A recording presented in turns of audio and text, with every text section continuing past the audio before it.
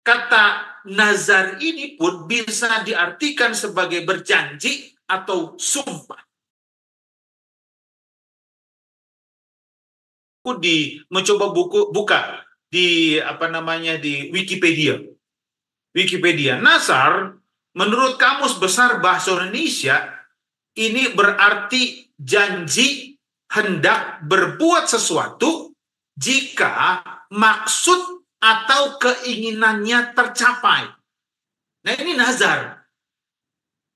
Jadi nazar itu adalah dia berjanji akan berbuat sesuatu jika maksud dan keinginannya tercapai. Contoh, saya ini nih, kalau saya jual rumah, saya bernazar, rumah itu laku, maka saya akan jual, saya akan berikan kepada Tuhan, kepada gereja 60%. 40%-nya ke saya, 60%-nya kepada Tuhan. Nah, ketika rumahnya itu laku terjual, maka dia berikan. Ini adalah satu janji atau maksud bila keinginannya itu tercapai. Jadi, kata nazar ini pun bisa diartikan sebagai berjanji atau sumpah. Nah, sedangkan nazir kalau dalam bahasa aslinya itu adalah nezer. Bisa nezer, bisa nazar. Nah, ini dia, bisa nezer, bisa nazar. Tapi beda artinya, bukan nazar yang dimaksudkan yang tadi yang saya sampaikan. Nazir di sini atau nezer atau nazar itu adalah artinya mengasingkan, menahbiskan, atau dia berpantang. Ya, berpantang. Jadi bagi orang Israel, orang Nazir ini adalah yang mengasingkan diri dari orang lain dengan mengkhususkan dirinya dengan suatu nazar khusus kepada Tuhan, dengan suatu janji, ucapan ketika sesuatu terjadi. Jadi beda ya, nazir dan nazar dan nazir. Jadi kalau bicara tentang nazir, ini adalah orang yang ditahbiskan, orang yang dikhususkan, orang yang diasingkan. Inilah yang disebut dengan nazir. Nah, jadi Bapak Ibu, ke dalam bilangan pasal yang ke-6 ini sebelum kita mengerti makna dari nazar dan juga nazir. Jadi, di dalam bilangan pasal yang ke-6 ini, kalau kita baca, jika seseorang itu dia menyerahkan diri sepenuhnya bagi Allah, itu adalah orang yang dikhususkan. Ya, jadi saya ingat dulu ada teman saya, orang tuanya berdoa kepada Tuhan, Tuhan, saya mau menazarkan anak saya jadi pendeta. Kalau anak saya tamat dari SMA, lalu dia mendapatkan nilai eptanas murninya pure tinggi, saya akan serahkan anak saya menjadi pendeta. Itu udah dikhususkan, dan benar ketika nem anaknya tinggi, wah banyak tawaran sekolah, jadi ini. Lalu orang tua katakan, no, dia sudah diasingkan, dia sudah dikhususkan supaya dia menjadi seorang pendeta. Nah, ini mungkin adalah sumpah ya. Mirip-mirip kayak nazar, tapi sebenarnya di dalam perikop ini dikhususkan. Dia diasingkan untuk melayani. Nah, kalau kita lihat di dalam perikop ini, kalau kita baca banyak peraturan-peraturan yang diberikan Tuhan untuk menunjukkan bahwa sesungguhnya Allah sendiri ini sebenarnya menghendaki orang tersebut memusatkan perhatiannya dan hidupnya hanya bagi Allah. Coba kalau kita baca, ya, mulai dari cara dia makan, mulai dari cara dia minum, cara berpakaian, cara berdandan, memang betul-betul sesuai dengan apa? Sesuai dengan perintah Allah. Ini kalau seandainya kita ini adalah orang-orang dikhususkan hanya bagi Tuhan, mungkin menjadi pertanyaan, bisa nggak kita melakukan peraturan-peraturan yang kita baca? Ini bilangan pasal yang ke-6. Mungkin bagi kita ini susah banget ya. Tapi coba perhatikan, di dalam Roma pasal yang ke-12, ayat 1 sampai yang kedua, Roma pasal 12, ayat 1 sampai 2, ini bisa dikatakan bahwa setiap orang percaya itu adalah nazir. Nah, ini dia. Yang dikhususkan, yang ditahbiskan Tuhan. Dan ini merupakan perintah kepada semua orang yang percaya, yang telah menerima anugerah keselamatan berdasarkan karya penebusan Tuhan di kayu salib. Jadi setiap orang yang percaya berpusat kepada Tuhan dan mempersembahkan hidupnya bagi Tuhan. Jadi sudah dikhususkan nazir. Bisakah kita disebut umat-umat Tuhan nazir? Bisa. Menurut 12 ayat 1 dan 2, bagi kita yang sudah menerima anugerah keselamatan dari Tuhan dan mempersembahkan hidupnya bagi Tuhan, kita disebutkan orang nazir. Karena setiap orang berpusat kepada siapa? Kepada Tuhan dan mempersembahkan hidupnya bagi siapa? Bagi Tuhan. Dan tentunya ini harus dilihat dalam aspek kehidupan kita masing-masing. Ini berarti juga bahwa Allah sebenarnya memampukan kita, menuntun kita dalam seluruh kita, setiap kehidupan kita, dengan memberikan peraturan-peraturan yang ada, yang Tuhan sudah tetapkan. Keluaran pasal yang ke-20, larangan-larangan, perintah yang Tuhan berikan. Ini menunjukkan kita orang-orang yang dikhususkan, orang-orang yang ditahbiskan, orang-orang nazir. Lebih luas lagi, Rasul Paulus katakan dalam Roma pasal 14 ayat 7 sampai 9 bahwa kita ini hidup dan mati hanya bagi Tuhan. Wah, ini lebih khusus lagi. Orang nazir. Karena hidup dan mati adalah siapa? Hanyalah bagi Tuhan. Jadi kalau kita mengungkapkan sekarang ini, kaum nazir ini mungkin seperti biarawan atau biarawati. Ya, yang mengkhususkan dirinya hanya untuk melayani Tuhan. Bayangkan biarawan dan biarawati ini, saya ada keluarga di Manado. Dia Katolik dan dia menjadi biarawan dan biarawati. Mereka tidak menikah. Ya, mereka tidak menikah, mereka tidak kawin mengawinkan, mereka benar-benar diasingkan, tinggal dari suatu tempat dan hidupnya khusus hanya melayani Tuhan. Luar biasa. Jadi sebenarnya di dalam kehidupan pelayan Tuhan, mereka dikhususkan, ditahbiskan untuk melakukan hanya pekerjaan Tuhan. Mereka harus mengkhususkan diri mereka untuk melayani Tuhan. Sekali lagi memang kaum nazir ini peraturannya sangat ketat. Saking ketatnya ini sebenarnya melambangkan panggilan Tuhan kepada umatnya untuk menjadi bangsa yang apa? Bangsa yang kudus. Keluaran 19 ayat 6. Dikhususkan menjadi bangsa yang kudus. Jadi ada hubungannya dengan peraturan kenajisan. Peraturan kenajisan bagi kaum nazir yang lebih ketat. Bayangkan saja. Ketika dia seseorang bernasar dengan sumpahnya kepada Tuhan, maka dia harus diasingkan, ditahbiskan, menjadi orang nazir. Ini menarik ini. Kalau seandainya, ayat yang kita baca, seandainya orang-orang Israel ini, umat-umat Israel ini serius mengkhususkan dirinya sebagai nazir Allah, dalam mempersiapkan diri, maka umat-umat Tuhan ini akan hidup apa? Lebih dekat kepada Tuhan.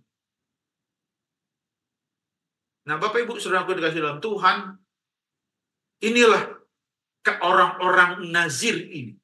Bahkan ketika sudah genap waktunya, mereka pun harus mempersembahkan korban bakaran kepada Tuhan. Bayangkan. Penggenapannya. Jadi, menjadi orang nazir itu nggak main-main. Apalagi ketika orang bernasar kepada Tuhan. Wah, ini kalau saya mau singgung nih, banyak orang yang contoh bernazar kepada Tuhan. Tapi setelah janjinya atau kerinduannya atau keinginannya terjadi, orang-orang tiba-tiba apa? Mundur. Di dalam Alkitab banyak sekali. Banyak sekali yang tidak boleh ketika kita sudah bernasar, lalu kita apa? Mengingkarinya. Ini contoh dalam Ulangan 23, ayat 21 sampai 23. Ini Ulangan 23 ayat 21 sampai 23, ketika orang ini bernazar kepada Tuhan tapi nggak dijalankan nazarnya. Apa katanya? Apabila engkau bernazar kepada Tuhan, ayat 21, Ulangan 23 ayat 21. Apabila engkau bernazar kepada Tuhan Allahmu, janganlah engkau menunda-nunda memenuhinya. Sebab tentulah Tuhan Allahmu akan menuntutnya daripadamu, sehingga itu menjadi dosa bagimu. Ketika sudah bernazar sama Tuhan, lalu nggak menggenapinya. Nah ini dia. Apalagi menjadi orang yang sudah ditahbiskan, yang dikhususkan, yang diasingkan. Nazir tadi, orang nazir tadi. Sama hukumnya. Sama hukumnya. Tidak boleh ya. Ada banyak larangan-larangan. Banyak larangan-larangan. Nah, di perikop yang kedua, ini sama hubungannya dengan imam tadi ya. Memang kalau seorang imam itu pasti ditahbiskan, diasingkan, dikhususkan. Dan Allah sebenarnya berkehendak untuk memberkati umat-umatnya itu lewat perantaraan imam. Kalau kita lihat dalam perikop ini tersirat di sini bahwa berkat-berkat Tuhan ini sebenarnya mengalir kepada umat-umatnya lewat kasih karunia-Nya. Karena kenapa? Ini adalah keinginan hatinya Tuhan. Kalau kita perhatikan dari perikop ini, khususnya perikop yang kedua, berkat ini terdiri dari 3 bagian, dan dari tiap bagian ini terdiri 2 unsur yang saling berkaitan satu dengan yang lain.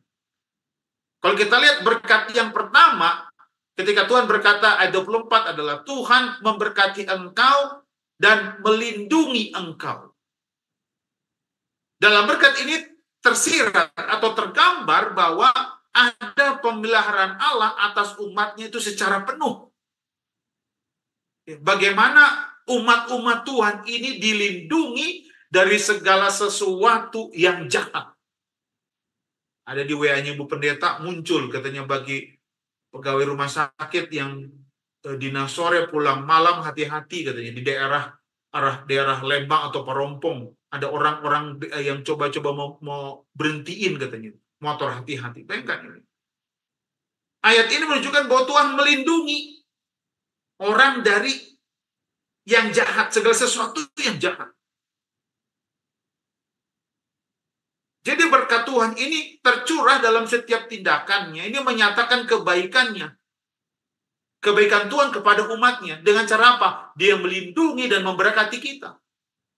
Melindungi kita dari segala mara bahaya. Bahkan dari segala sesuatu yang jahat. Yang kedua, ketika Tuhan menyatakan di ayat 25, Tuhan menyadari engkau dengan wajahnya dan memberikan engkau kasih karunia. Ini merupakan tanda perkenaan Tuhan atas diri seseorang. Atas diri seseorang ketika seseorang itu benar-benar menyerahkan hidupnya kepada Tuhan.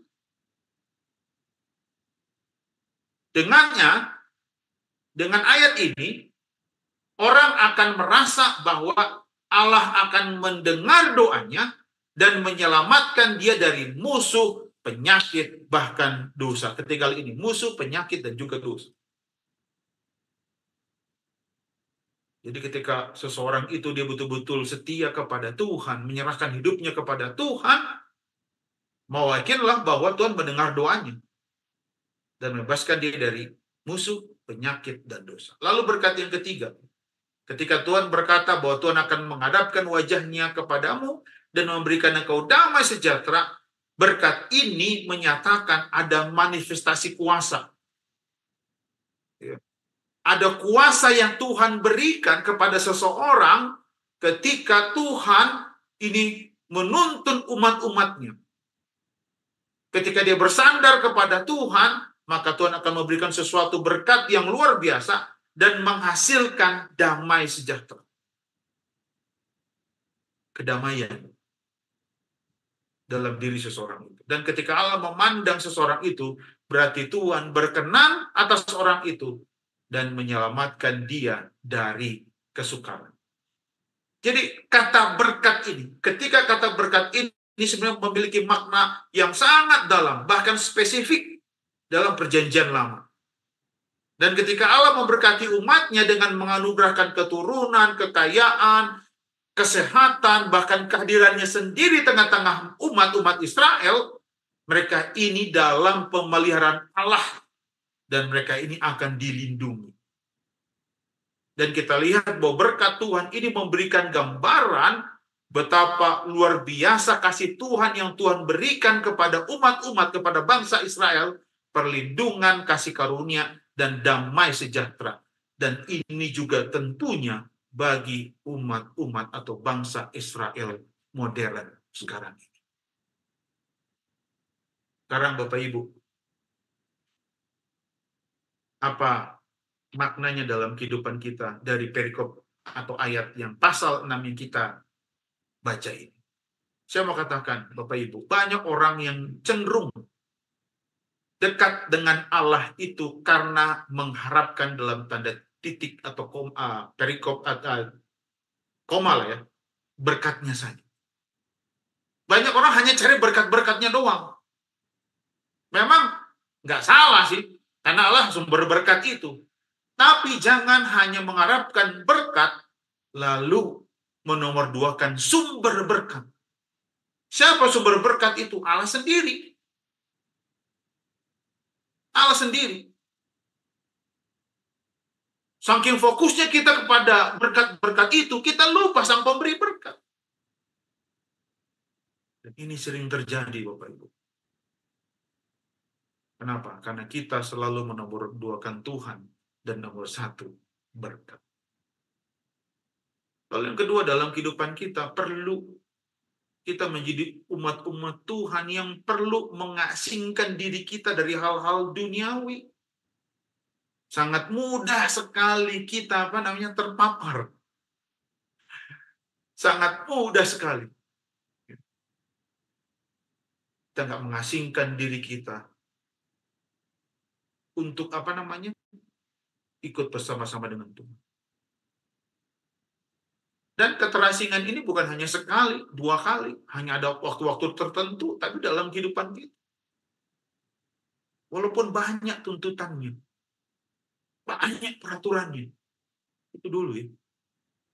Tapi sekarang, coba kita katakan, jikalau engkau mengasihi aku, maka engkau akan menuruti segala perintah-perintah. Kuncinya hanya satu, ketika kita mengasihi Tuhan. Apapun peraturan-peraturan yang harus dibuat, itu bukanlah satu hal yang menjadi hal yang berat. Contoh ya, ini Pak Teguh dan Ibu Teguh, saya senang lihat profilnya. Jika ada sesuatu yang Ibu Teguh mau minta kepada Pak Teguh, saya percaya Pak Teguh akan memberikan apapun itu oleh karena Pak Teguh sangat sayang kepada istri, kepada Bu Teguh. Apa saja yang dia minta akan dia kasih. Kenapa? Pak Teguh sayang kepada istrinya. Bahkan sebaliknya. Hal yang sama juga ketika Ibu Teguh minta sama Pak Teguh, apapun yang Ibu Teguh minta akan diberikan. Karena Ibu Teguh sayang. Kuncinya hanya satu. Jika kita mengasihi Tuhan, maka apapun yang Tuhan minta, itu bukan satu hal yang berat, tapi menjadi satu sukacita bagi umat-umat. Dan ketika Tuhan memberikan yang terbaik bagi umat-umatnya yang setia, yang sudah mengasingkan dirinya, mentahbiskan dirinya kepada hal-hal yang surgawi, bahkan pikiran-pikiran kita pada hal yang surgawi, maka berkat-berkat Tuhan itu akan tercurah dalam kehidupan kita. Sama sebagai seorang imam yang memberkati akan umatnya. Berkat-berkat yang berkelimpahan yang Tuhan curahkan.